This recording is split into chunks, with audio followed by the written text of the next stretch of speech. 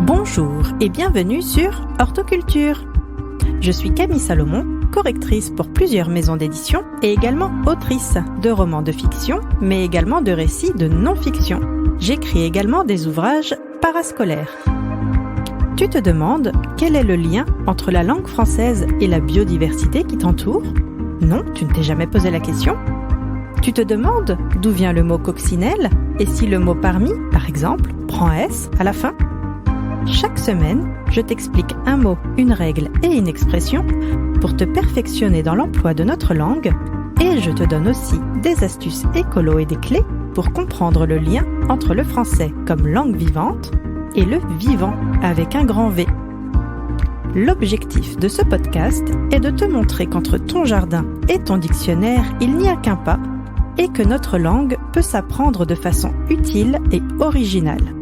Alors, tu es prêt à sortir les mots de terre ? C'est parti !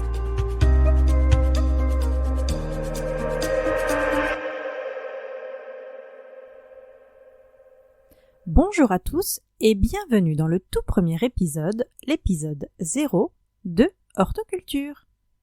Je me présente, je m'appelle Camille et je vais vous parler aujourd'hui du projet qui se cache derrière ce podcast.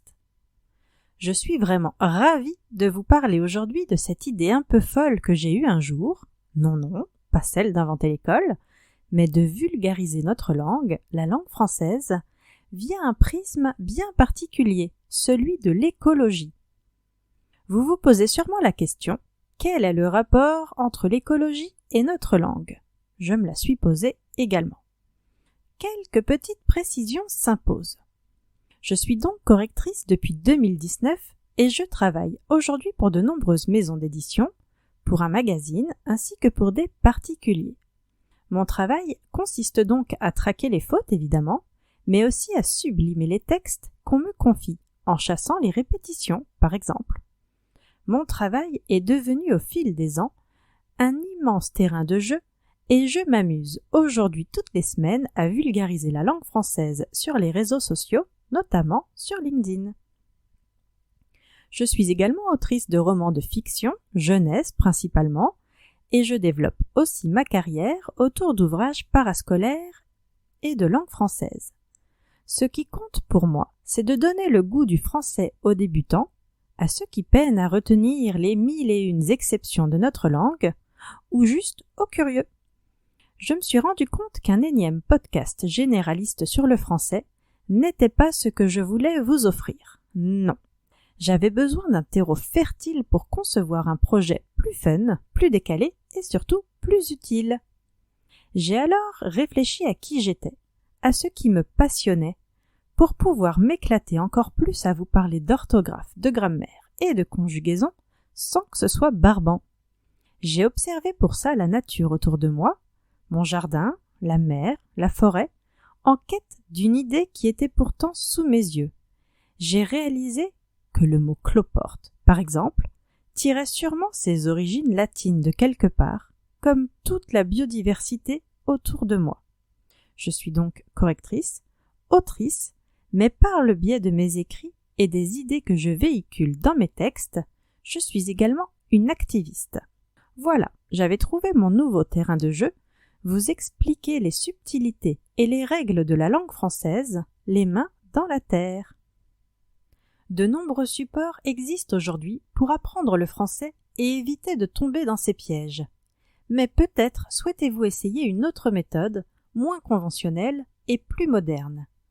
C'est ce que je vous propose avec Hortoculture en mêlant à mes contenus des réflexions autour d'un sujet d'actualité, la préservation de notre planète. Notre langue, comme le vivant autour de nous, est en perpétuelle évolution et il me semble nécessaire, voire primordial aujourd'hui, de s'intéresser à ce qui se passe autour de nous. Notre langue est faite de lettres, de mots et avec eux, nous avons le pouvoir de communiquer, de débattre et de nous élever. Alors, regardons notre monde et ensemble, cultivons le pouvoir des mots. Qu'en dites-vous ?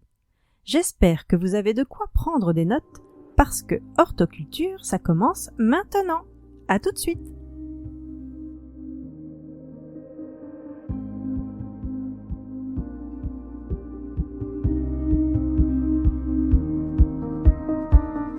Et voilà, c'est la fin de cet épisode hortoculturel et je te remercie vivement pour ton écoute. J'espère que tu as appris beaucoup de nouvelles choses en ma compagnie et que la langue française est aujourd'hui un peu moins obscure pour toi. Si jamais tu as une réflexion à me partager ou une question à me poser, surtout, n'hésite pas à me retrouver sur LinkedIn ou Instagram et je te répondrai avec grand plaisir. Tu peux aussi m'écrire à l'adresse suivante contact@camillesalomon.fr. Si tu as aimé cet épisode, je t'invite également à lâcher des pouces et des étoiles en pagaille. Cela m'aidera à te proposer encore plus de contenu. Surtout, n'oublie pas de t'abonner pour continuer de jardiner la langue française avec moi. À bientôt!